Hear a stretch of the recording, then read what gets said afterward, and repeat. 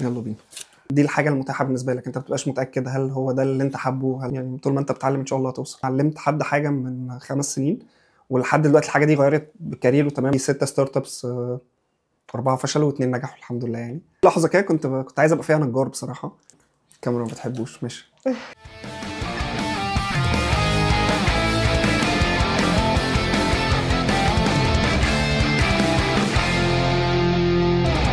احنا في زي بوكس عندنا كذا فقره. اول فقره عرفنا بنفسك. انا عبد الله مجدي، ماركتنج مانجر كونسلتنت في كذا مكان، وفاوندر وسي او وجهني. خريج اعلام القاهره دفعه 2015. كنت بحب الماركتنج عشان ده الديبارتمنت بتاعي يعني في الكليه. وبعد كده بدات ايجنسي من وقت ما اتخرجت على طول. كان عندي 6 ستارت ابس، 4 فشلوا و2 نجحوا الحمد لله يعني، او اتمنى ان هم يكونوا نجحوا. ممكن تكلمنا عن الاثنين ستارت اب اللي نجحوا؟ اوكي. كانت في شركه توصيل، واحده شركه توصيل عاديه خالص في السعوديه، وواحده ماركتنج ايجنسي كانت بدات في السعوديه يعني، وهي اظن لسه مكمله هناك بس انا خرجت منها. وحاليا لسه وجهني، ما اقدرش اقول ان هي نجحت او فشلت، يعني ان شاء الله تنجح. اوكي ماشي. اوصف نفسك في 3 كلمات. ماشي، هقول حاجتين ممكن يبانوا عكس بعض بس طموح وواقعي. يعني بحب يبقى عندي بلانز لحاجات كتيره قدام، ولكن في نفس الوقت بحب ابص على الريسورسز اللي معايا ايه، فببقى على الارض اللي انا واقف عليها يعني. وبروبلم سولفر. عرفنا انك مهتم بالمشاريع. قول لنا مشروع صغير فكرته مختلفه ومدروس كويس. مش عارف، بس ممكن اكتر حاجه تبقى اي حاجه ريليتد بالاي اي، ده الانترنت الجديد يعني. فممكن اي حد عايز يتعلم دلوقتي ده بلو اوشن، فممكن تتعلم ببساطه ازاي تعمل اي اي مانج حياه حد مثلا زي مشغول ما بين الجوجل كالندر وما بين الايميلات وكده. حاجه زي كده بتتباع اتليست $100 بير مانث يعني، فتقدر تعمل منها فلوس كويسه. عرفنا اكتر بوجهني. اوكي. وجهني هي اونلاين بلاتفورم، المفروض ان هي بتسهل المشاكل اللي احنا عدينا بيها كلنا، او ممكن تكونوا لسه بتعدوا بيها. وهي فكره ان انت بتشتغل عشان دي الحاجه المتاحه بالنسبه لك، انت بتبقاش متاكد هل هو ده اللي انت حابه، هل ده شبه السكيلز بتاعتك. فوجهني ظهرت عشان كده، عشان بتعمل اسسمنت بيزد اون الانترستس والاهتمامات بتاعتك. بتبدا انك انت تعدي بسايكل كده فيها اي اي وفيها اسئله ومنتورز لحد ما بتوصل انك انت تشتغل يعني. ايه اكتر كتاب قرأته وفرق معاك؟ هو كتاب قديم قوي يعني ومعروف في مجال ريادة الأعمال، اسمه لين ستارت اب. الكتاب ده يعني انصح اي حد بيه، عشان الكونسبت بتاع الستارت اب مبني على فكره الام في بي، انك انت بتبني حاجات صغيره، ما بتروحش يلا احنا عايزين نعمل لوكال بزنس فنجيب كل البراندات وانضف براندات في السوق ونطبع لوجو وحاجات كده، وبعدين تكتشف ان مثلا ده مش التارجت اودينس بتاعك او الجمهور بتاعك مش حابب تعمل ده.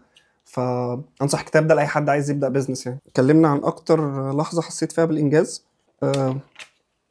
مفيش حاجه على سكيل الشغل قوي بصراحه، على سكيل البني ادمين. اكتر حاجه فرقت معايا ان لما علمت حد حاجه من 5 سنين ولحد دلوقتي الحاجه دي غيرت كاريره تماما يعني، وهو لسه مكمل في الحاجه دي. ودي كانت اكتر حاجه فرقت معايا، انه ما كانش عنده هاي اند سكيل، ولما اتعلم الماركتنج بالنسبه له ده كان اكتر حاجه فتحت له ابواب كتيره قوي في شغل كتير. قول لنا عن السكيلز اللي بنتعلمها من الشغل مش من الكورسات، وازاي نقدر نكتسبها اسرع. ماشي. يعني ممكن تزعلوا مني شويه اي حد مواليد بلس 2000، لان اكتر حاجه بتفرق في الشغل فعلا احنا عدينا بيها، اقدم منكم بسنتين عادي خالص بس ده لازم ننظر. هي فكره ان احنا كان عندنا تواضع اكتر شويه. فاكتر حاجه بتفرق في الشغل فعلا هي السوفت سكيلز. فالسوفت سكيلز محتاجه ان انت تبقى متواضع، عشان محتاجه ان انت تسمع اكتر، لان ده عمرك ما هتتعلمه لا في جامعه ولا في كورسات، ان انت ازاي تبقى بتكومينيكيت مع بني ادمين. فعشان تكومينيكيت مع بني ادمين لازم تبقى متواضع انك انت تسمع البني ادمين دول اصلا. فدي اكتر حاجه بتفرق في الشغل، واكتر حاجه فرقت معايا في الكارير باث بتاعي كله. نبتدي دلوقتي فقره لو. فقره لو اسئله كلها بتبتدي بلو. بنحكي فيها سيتويشنز وتقول لنا ازاي هتتصرف في السيتويشنز دي. لو رجع بيك الزمن هتختار مجال تاني للتعليم والشغل وليه؟ بصراحه انا بحب اعلام، فلا كنت هكمل في اعلام، كنت هكمل في الماركتنج. يمكن كنت ابدا بس الجزء بتاع رياده الاعمال بدري شويه صح يعني، الحمد لله ربنا كان موفقني ان انا بداته، بس كنت اتمنى ان انا اتعرف على الناس اللي اتعرفت عليهم يعني بدري شويه. ليه؟ عشان اعلام هي اكتر كليه انا شفتها في وسط اصحابي والناس اللي في كليات تانية بتدي الامتياز بتاعت ان انت تعرف حاجات كتيره قوي عن كل حاجه في الحياه. فكان عندنا دكتور اسمه سامح عبد العزيز كان بيقول لنا يعني اعرف حاجه عن حاجه وكل حاجه عن حاجه. ف يعني لا، هرجع تاني اعلى. اوكي، بما انك بتساعد الشباب يختاروا مساراتهم المهنيه، لو قدامك فرصه تغير مسار حياتك هتغير ايه وليه؟ في لحظه كده كنت عايز ابقى فيها نجار بصراحه، بس اكتشفت ان السكيلز بتاعتي مش مناسبه ليها. ولما عملت التيست مع وجهني بعد كده عشان اشوف السكيلز بتاعتي مناسبه ان انا ابقى نجار ولا لا، اكتشفت برضو للاسف ان انا ما ينفعش ابقى نجار. فكنت اتمنى ان السكيلز بتاعتي يعني تبقى تسمح لي ان انا ابقى نجار. انا بحب الخشب، بس هبقى فاشل فيه. لو ابنك او بنتك قرر يسيب التعليم ويكون رائد اعمال هتوافق؟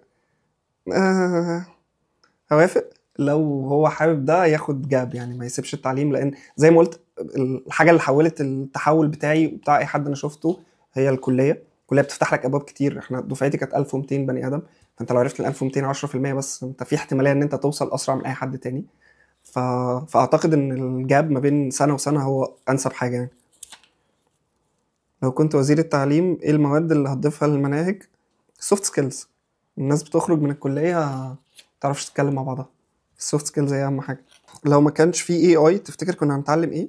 هي نصيحتي دايما للتعلم ان انت بتتعلم حاجه طبعا تبقى هي مناسبه لاهتماماتك والحاجات اللي انت بتحبها، بس كمان تبقى ريليفنت للجيل اللي احنا فيه والوقت اللي احنا فيه. عشان عيب قوي دلوقتي لما حد مثلا يبقى بيشوف كورس مش عارف معهد كامبريدج ولا مش عارف تتعلم شهاده الاي سي دي ال ويبقى بيروح يتعلم الحاجات دي يعني. طب خليني اسالك، انت شايف ان الاي اي قدام هيبقى مكان الانسان عامه في كل الشغل؟ هيبقى مكان الانسان اللي ما بيستخدمش الاي اي. اوكي. لو عندك فرصه ان يكون في سبونسر لمشروعك هتختاره ازاي؟ ده سؤال كويس، بس هو دايما بيزد اون المشروع. ما انا دايما بدور زي ما قلت في الاول ان انا انسان واقعي، فدايما ببص اشوف الريسورسز بتاعتي ممكن توصل لفين. ف لو سبونسر حاجه هتكون لوجهني، انا فعلا بعمل معاهم دلوقتي ده البارتنرشيب. اعتقد فرصنا وظف ده المكان اللي كان بالنسبه لي تحول في حياتي في حاجات كتير قوي. فاتمنى ان دول ان هم ان شاء الله يبقوا السبونسرز او يعني بارتنرز مع وجهني، بس اتمنى ان هم يبقوا سبونسرز حتى ويتبنوا وجهني بشكل كبير، لان بلاتفورم قويه جدا سواء في راسنا او وظف. لو انت من الشاركس قول لنا نوع المشاريع اللي هتدعمها. اي حاجه غير اللبس، انا تعبت من المشاريع اللبس. اي حاجه بجد. هو عموما اي حد بيفكر فانا هبقى بدعم.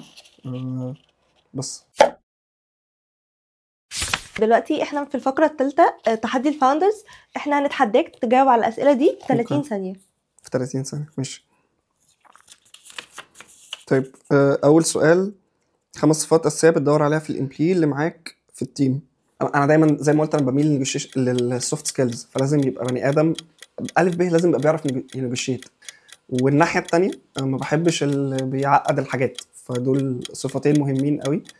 انه يكون شخص بروبلم سولفر، يبقى قادر انه يحل المشاكل، ويكون شخص جعان انه يتعلم، وانه يكون متواضع. يعني دي مهمه قوي. اهم 3 اساسيات لاي ستارت اب. خليني ما اقولش اهم 3 اساسيات للستارت اب، خليني اقول اهم 3 خطوات تعملهم لو يعني قبل ما تبدا اي ستارت اب. اول حاجه محتاج تعمل ام في بي، والام في بي ده اللي هو اقل حاجه مناسبه للفكره بتاعتك وللجمهور بتاعك باقل ريسورسز واقل موارد متاحه. فكر في المشروع بتاعك ده ان هو حاجه تامن بيه قوي، عشان محدش هيعمل المشروع بتاعك لو انت مش مامن بيه. فلازم تامن بيه قوي كأن هو دي الحاجه اللي هتبقى نيو فيسبوك. ولكن في نفس الوقت تبقى حاطط احتماليه ان من كل 10 مشاريع في 9 بيفشلوا. النتورك لو انت بجد عندك نتورك كويسه وبتنزل وبتقابل ناس في ايفنتس وفي سامتس وبتتعرف على الناس كلها، دي اكتر حاجه هتفرق معاك في الستارت اب بتاعك. تخيل برنامج شارك تانك هتعرض فكرتك ازاي في 30 ثانيه وتقنعهم. يا هاي شاركس، وجهني هي اونلاين بلاتفورم بتساعد الناس ان هم يعدوا بالمشاكل اللي احنا عدينا بيها يعني ويتجاوزوها. فوجهني هي اونلاين بلاتفورم مبنيه على الاي اي، وبتساعدك ان تعرف فعلا ايه الحاجات المناسبه ليك، وتبدا تعدي بجيرني حقيقيه من اول منتورز، ناس عندهم اكسبيرينس اتليست 5 سنين اكبر منك في المجال، لحد ما تاخد فري ورك شوبس، لحد ما نوفر لك وظيفه حقيقيه مناسبه للحاجات اللي انت عديت بيها دي كلها يعني. اخر حاجه، الباشن ولا الكارير وليه؟ الباشن ده اكذوبه. يعني احنا بنصحى كل يوم، يعني بقول لمراتي انا يعني عايز اقعد في البيت وحد يصرف عليا، فالباشن ده اكذوبه.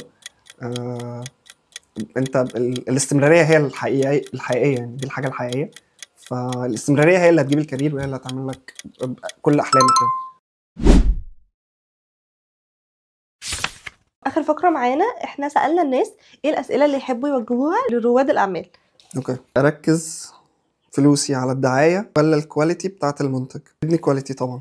بالكواليتي هتجيب لك ناس، ولو اعرف انفلونسر او ما اعرفش بس انا عندي برودكت قوي، هروح ابعت له البرودكت واقول له جربه يعني، وهيجربه وهيبروموت الموضوع على طول. اعرف ازاي اني ماشي صح يعني، بجد ده مش هزار، بس اسال حد اكبر منك، تعالى وجهني، اسال منتورز، اقعد مع ناس، بس اسال يعني، ما تمشيش وتبقى فاكر نفسك ان انت جامد وعارف ان انت ماشي صح، وما تبقاش كمان عندك امبوستر سيندروم يعني، انت انا ضعيف ومش ماشي صح وكل خطوه تقعد تعيط عليه. ايه اهم السكيلز المفروض تكون عندك لو عايز تبدا البيزنس بتاعك؟ على الاقل لازم تبقى عندك اللي هي الميني MBA.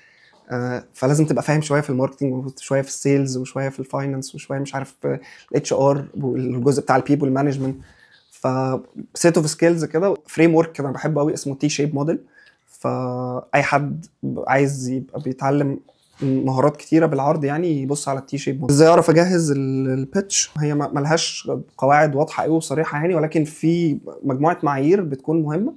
ان اول حاجه حاول تبدا بالمشكله، لازم تكون في موديل كده انا بحبه قوي اسمه سام تام توم، وهو بيتكلم على فكره ان قد ايه انت عندك ماركت. هو دايما انا ليه ببني ستارت اب اصلا؟ عشان اعالج مشكله او اطلع بنفيت الناس ما كانتش واخده بالها منها يعني.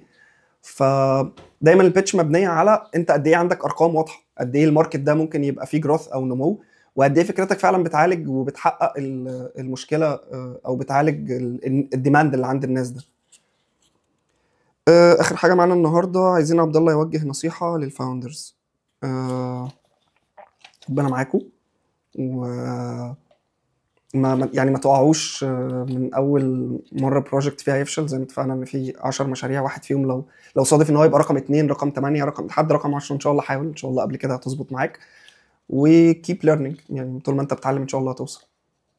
ثانك يو يا عبد الله، شكرا، اتبسطنا معاك.